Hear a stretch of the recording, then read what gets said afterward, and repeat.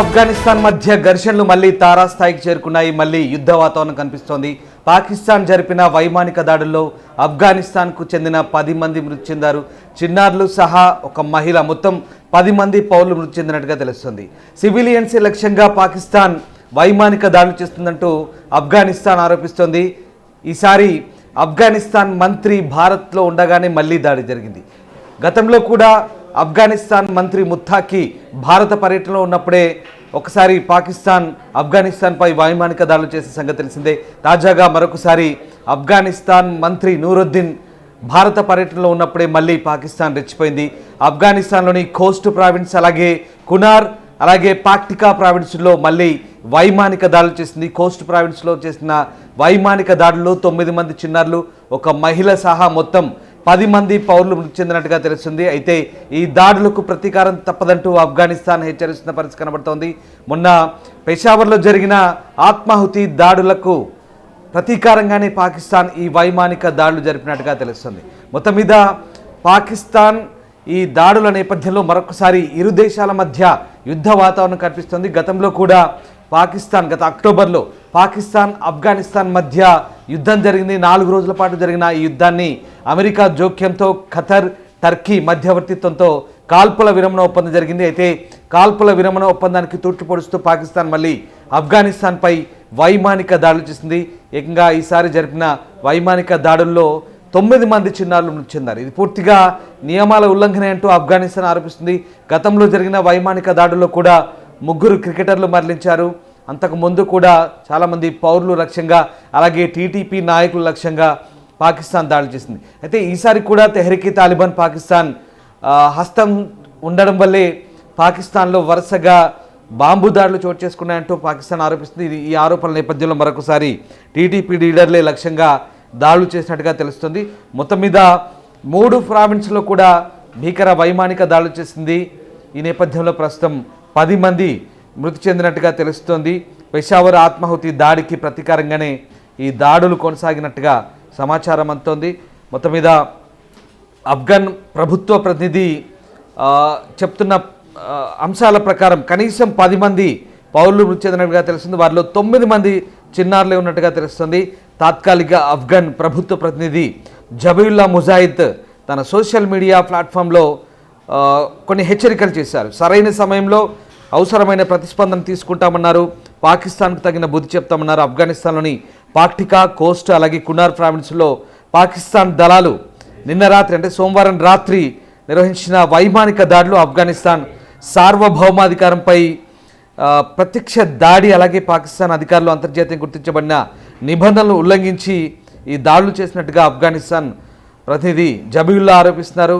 పాకిస్తాన్ దళాలు చర్యలు ఏం సాధించవని, లోపభూయిష్ట నిఘా సంస్థలతో నడిపే కార్యక్రమాలు ఉద్రిక్తతలను రేకెత్తిస్తాయంటూ పాకిస్తాన్ పాలన యొక్క వ్యవహార శైలిని ఆఫ్ఘనిస్తాన్ ఎత్తిచూపుతోంది. మొత్తం మీద కాబుల్ తన భూభాగాన్ని రక్షించుకునే హక్కును కలిగి ఉందని, అలాగే తగిన సమయంలో తగిన బుద్ధి చెప్తామంటూ ఆఫ్ఘనిస్తాన్ ప్రతినిధి చెప్తున్నారు. ఇస్లామిక్ ఎమిరేట్ ఆఫ్ ఆఫ్ఘనిస్తాన్ ఈ ఉల్లంఘనను, అలాగే నేరపూరిత చర్యలను తీవ్రంగా ఖండిస్తున్నట్టుగా చెప్తోంది. ముఖ్యంగా తుర్కీ మధ్యవర్తిత్వంతో మొన్న జరిగిన కాల్పుల విరమణ ఒప్పందాన్ని పాకిస్తాన్ తూట్లు పొడిచిందంటూ ఆఫ్ఘనిస్తాన్ ఆరోపిస్తుంది. మొత్తం మీద పాకిస్తాన్ జరిపిన ఈ దాడులపై మరొకసారి ఆఫ్ఘనిస్తాన్ కూడా తీవ్రంగా స్పందించే అవకాశం కనిపిస్తోంది. గత అక్టోబర్లో జరిగిన పరస్పర దాడులు మనకు తెలిసిందే. దాదాపు 4 రోజుల పాటు 2 దేశాల మధ్య భీకర యుద్ధం జరిగింది. పాకిస్తాన్ తొలుత వైమానిక దాడులు చేసింది. పాక్టికా ప్రావిన్స్, కాబూల్ పరిసర ప్రాంతాల్లోని పాక్టికా ప్రావిన్స్లో జరిపిన అప్పటి దాడుల్లో చాలామంది చనిపోయారు. అయితే టీటీపీ చీఫ్ మసూద్ లక్ష్యంగా తాము దాడులు చేశామని పాకిస్తాన్ చెప్పింది. కానీ మసూద్ తాను క్షేమంగా ఉన్నట్టు కూడా కొన్ని ఆడియోలు, వీడియోలు కూడా రిలీజ్ చేశాడు. అంతేకాదు దాడులకు ప్రతీకారంగా పాకిస్తాన్ చెక్ పోస్టులపై ఆఫ్ఘనిస్తాన్ సైన్యం భీకర దాడులు చేసింది. అంతేకాదు ఆఫ్ఘనిస్తాన్ చేసిన దాడుల్లో పాకిస్తాన్ సైనికులు పూర్తిగా లొంగిపోయారు. పాకిస్తాన్ చెక్ పోస్టులన్నీ కూడా పూర్తిగా ధ్వంసమైన పరిస్థితి. ఆఫ్ఘనిస్తాన్ జరిపిన దాడిలో మొత్తం 58 మంది పాకిస్తాన్ సైనికులు మృతి చెందినట్టుగా కూడా ఆఫ్ఘనిస్తాన్ ప్రకటించుకుంది. అయితే కేవలం తమ వైపు నుంచి 20 లేదా 23 మంది మాత్రమే చనిపోయినట్టుగా పాకిస్తాన్ తప్పుడు లెక్కలు చూపే ప్రయత్నం చేసింది. మొత్తం మీద పాకిస్తాన్ సంబంధించినటువంటి 25 చెక్ పోస్టులను ధ్వంసం చేసి అక్కడ చెక్ పోస్టులో పూర్తి స్థాయిలో ధ్వంసం చేస్తూ పాకిస్తాన్ జెండాలను తన్నుతూ ఆఫ్ఘనిస్తాన్ సైన్యం వాళ్ళను లొంగదీసుకున్న వీడియోలు కూడా ప్రపంచవ్యాప్తంగా సర్క్యులేట్ చేసింది. అంతేకాదు ఆఫ్ఘనిస్తాన్ సైనికులకు జేజేలు పలుకుతూ కాబూల్లో గ్రాండ్ వెల్కమ్ కూడా చేశారు, సెలబ్రేషన్స్ కూడా చేసుకున్నారు. ఆ వీడియోలు కూడా సోషల్ మీడియాలో వైరల్గా మారిన సంగతి తెలిసింది.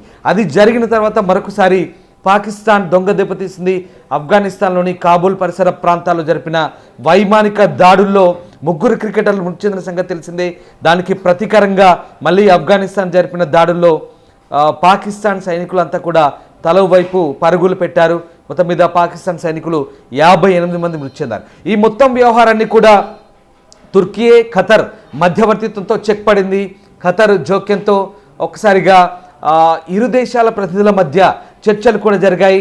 పాకిస్తాన్ రక్షణ మంత్రి ఖ్వాజా ఆసిఫ్ కూడా ఈ చర్చలకు హాజరయ్యారు. అలాగే ఆఫ్ఘనిస్తాన్ చెందిన తాత్కాలిక ప్రభుత్వ ప్రతినిధులు కూడా ఆ చర్చల్లో పాల్గొన్నారు. తుర్కీ మధ్యవర్తిత్వంతో ఇరు దేశాల మధ్య సీజ్ ఫైర్ కూడా జరిగింది. కానీ ఈ సీజ్ ఫైర్ను ఉల్లంఘిస్తూ తాజాగా పాకిస్తాన్ మరొకసారి కోస్ట్ ప్రావిన్స్, ఆగ్నేయ ఆఫ్ఘనిస్తాన్ సంబంధించినటువంటి కోస్ట్ ప్రావిన్స్, కునార్ ప్రావిన్స్, అలాగే కాబూల్కు పరిసర ప్రాంతాల్లో ఉన్న పాక్టికా ప్రావిన్స్లో మళ్ళీ వైమానిక దాడులు చేసింది. అయితే ఈసారి జరిపిన వైమానిక దాడుల్లో 9 మంది చిన్నారులు మృతి చెందారు, 1 మహిళ మృతి చెందింది. ఇది పూర్తిగా యుద్ధ నియమాలకు ఉల్లంఘించినట్టుగా ఆఫ్ఘనిస్తాన్ ఆరోపిస్తుంది. అంతేకాదు ఆఫ్ఘనిస్తాన్కు సరైన సమయంలో సరైన బుద్ధి పాకిస్తాన్కు సరైన సమయంలో సరైన బుద్ధి చెప్తామంటూ ఆఫ్ఘనిస్తాన్ తీవ్ర స్థాయిలో హెచ్చరికలు కూడా జారీ చేసిన పరిస్థితి. దీన్ని బట్టి మరొకసారి ఆఫ్ఘనిస్తాన్ పాకిస్తాన్ మధ్య యుద్ధ వాతావరణం నెలకొనే అవకాశం ఖచ్చితంగా కనిపిస్తోంది. గతంలోనే భీకర యుద్ధం జరిగింది. అంతేకాదు పాకిస్తాన్కు భారీ డ్యామేజ్ కూడా జరిగింది. ఈ మొత్తం వ్యవహారానికి సరిహద్దు వివాదాలే కారణంగా తెలుస్తోంది. సరిహద్దు వివాదాల గురించి ఒకసారి మనం పూర్తి స్థాయి నేపథ్యాన్ని కనుక చూసుకుంటే కనుక డ్యూరాండ్ లైన్, బ్రిటిష్ హయాంలో గీసిన ఆ గీత, డ్యూరాండ్ లైన్ ఏదైతే ఉందో సరిహద్దు గీత వెంబడి పాకిస్తాన్ అలాగే ఆఫ్ఘనిస్తాన్ మధ్య గత కొద్ది సంవత్సరాలుగా గొడవలు జరుగుతున్నాయి. ముఖ్యంగా ఆఫ్ఘనిస్తాన్ అక్కడ చెక్ పోస్టులను ఏర్పాటు చేయడం డ్యూరాండ్ లైన్ వెంబడి పాకిస్తాన్కు ఏమాత్రం నచ్చలేదు. అది కంటెంప్ట్గా మారుతుంది. దీంతో పాకిస్తాన్ ఆఫ్ఘనిస్తాన్పై వరుస దాడులు చేస్తుంది. అంతేకాదు ఏకంగా వైమానిక దాడులకు దిగుతుంది. అయితే ప్రతిసారి కూడా పాకిస్తాన్ ఆఫ్ఘనిస్తాన్పై జరుగుతున్న ఈ వైమానిక దాడులు ప్రతిసారి కూడా ఆఫ్ఘనిస్తాన్ చెందిన మంత్రులు, తాత్కాలిక ప్రభుత్వ ప్రతినిధులు ఎవరైతే ఉన్నారో వాళ్ళంతా కూడా భారత్లో పర్యటన చేసినప్పుడే, గతంలో కూడా ఆఫ్ఘనిస్తాన్ విదేశాంగ మంత్రి ముత్తాకి భారత్ పర్యటన చేసినప్పుడు కూడా అప్పుడు పాకిస్తాన్ ఆఫ్ఘనిస్తాన్పై దాడి చేసింది.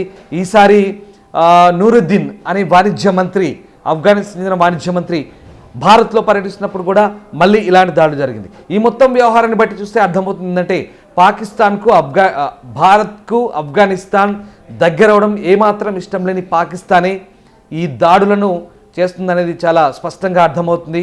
హిందుస్థాన్, ఆఫ్ఘనిస్తాన్ బాయ్ బాయ్ అనే నినాదాల మధ్య ఇటీవలి కాలంలో 2 దేశాల మధ్య కూడా సంబంధాలు మెరుగుపడుతున్నాయి. 2 దేశాల మధ్య కూడా వాణిజ్య సంబంధాలు మెరుగుపడుతున్నాయి. అంతేకాదు ఆఫ్ఘనిస్తాన్కు భారత్ ఎప్పుడు వెన్నుదన్నుగా నిలుస్తుంది. అమెరికా దాడుల తర్వాత, అల్ ఖైదా సంబంధించిన దాడుల తర్వాత ఏదైతే ఆఫ్ఘనిస్తాన్ పునర్నిర్మాణంలో భారత్ పూర్తి స్థాయిలో సహకారం చేసింది. ఆఫ్ఘనిస్తాన్లో రోడ్లు నిర్మించింది, ఆఫ్ఘనిస్తాన్లో పార్లమెంట్ కట్టించింది, విద్యాలయాలు కట్టించింది. ఆఫ్ఘనిస్తాన్ పునర్నిర్మాణానికి $100 బిలియన్ సొమ్మును భారత్ సహాయం చేసింది. అంతేకాదు ఆఫ్ఘనిస్తాన్ పునర్నిర్మాణంలో భారత్ తన వంతు పాత్ర పోషించింది. దానికి విధేయంగా ఆఫ్ఘనిస్తాన్ భారత్కు ఎప్పుడు స్నేహాస్తం చేస్తోంది.